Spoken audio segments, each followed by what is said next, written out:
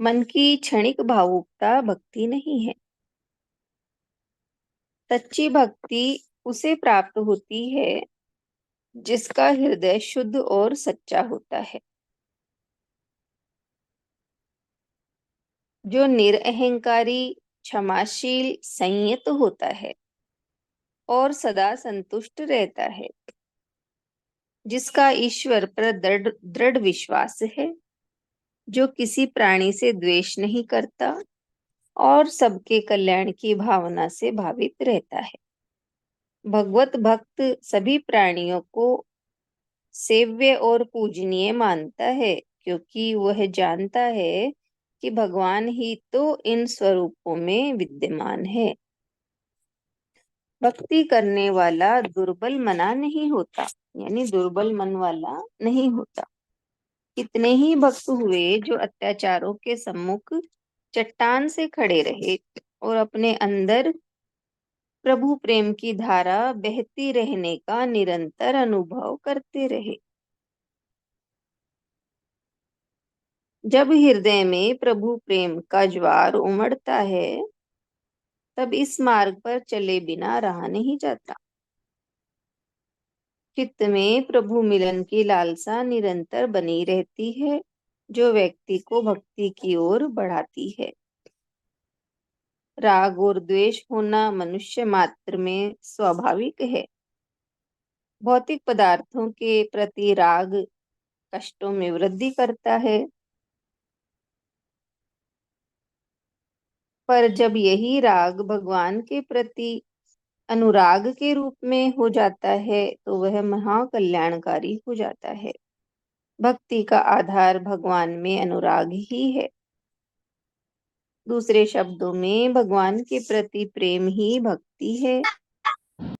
भगवान को प्रेम की भूख सदा ही लगी रहती है। वे अपने प्रेमी भक्त के पीछे पीछे चलते रहते हैं। भक्ति जगत में गोपियों की भक्ति सर्वोपरि मानी जाती है। गोपियों की भक्ति उनका भगवान के प्रति मात्र प्रेम ही तो था।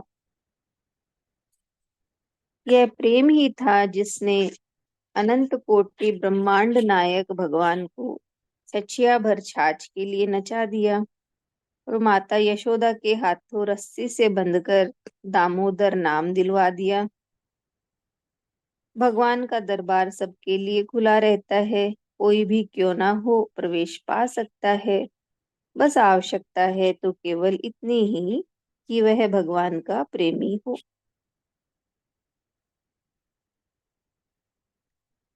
प्रेम के अभाव में तो भक्ति की कल्पना तक नहीं की जा सकती।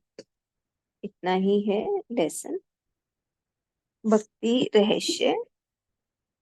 भक्ति, सच्ची भक्ति उसे ही मिलती है जिसका हृदय शुद्ध और सच्चा होता है, जिसे भगवान पर विश्वास रहता है, जो प्राणी किसी से द्वेष नहीं करता, सबके कल्याण की भावना रखता है, सभी प्राणियों को पूजनीय मानता है, सेव्य मानता है, क्योंकि जानता है कि भगवान इन स्वरूपों में ही तो विद्यमान है।